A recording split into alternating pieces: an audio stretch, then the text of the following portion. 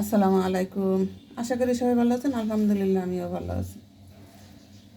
তো আমি কলমি শাক ভাজি করবো, কড়াইতে দিয়ে দিলাম। আমরা ভাবি সব সময় আমাদেরকে স্বামী এবং সন্তান ঠকায়। আসলে কেউ ঠকায় না আমাদেরকে, আমরা নিজেরাই ঠকাই। তার কারণ কি জানেন? কারণ হচ্ছে আমরা যখন খাইতে বসি তখন ভাবি কি এইটুকু আছে, থাক, এই ভালো জিনিসটা আমার ছেলে খাবে বা আমার স্বামী খাবে। আবার কিছু কেনাকাটা করতে গেলে ভাবি আমার স্বামী চাকরি করে, তার ভালো একটা শার্টের দরকার, জুতার দরকার, ভালো একটা প্যান্টের দরকার, থাক আমি পরেই কিনবো, স্বামী কিনো। সন্তানের বেলাও ঠিক ওই রকম। এইভাবেই মনে করেন আমরা ধীরে ধীরে সব কিছু দিয়েই আমরা নিজেকেই বারবার ঠকিয়ে যাই। আসলে আমাদেরকে কেউ ঠকায় না। আমরা মেয়ে মানুষ সংসার জীবনে আসলে শুধু খালি সবাইকে ছাড় দেই,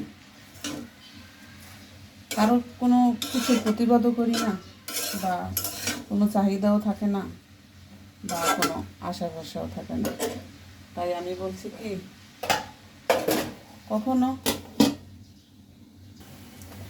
তাই আমি সবাইকেই বলবো, নিজের জন্য নিজে কিছু করেন, নিজের অক্ষমতাকে বজায় রাখবেন না, নিজের জন্য নিজে ভাবুন, নিজের ভবিষ্যতের জন্য নিজে কিছু করুন। কারণ আপনার জন্য কেউ থাকবে না শেষ বয়সে, এই যে কেউ থাকবে না, কোনো মানুষকে পাশে পাবেন না ভবিষ্যতে।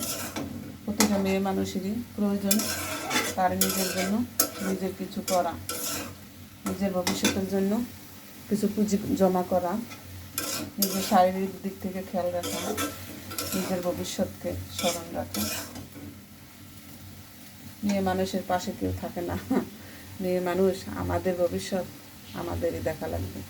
তাই ভাবছি যে যেভাবে পারেন নিজের ভবিষ্যতের জন্য একবার হইলেও একটু ভাবেন। তো ভালো থাকবেন।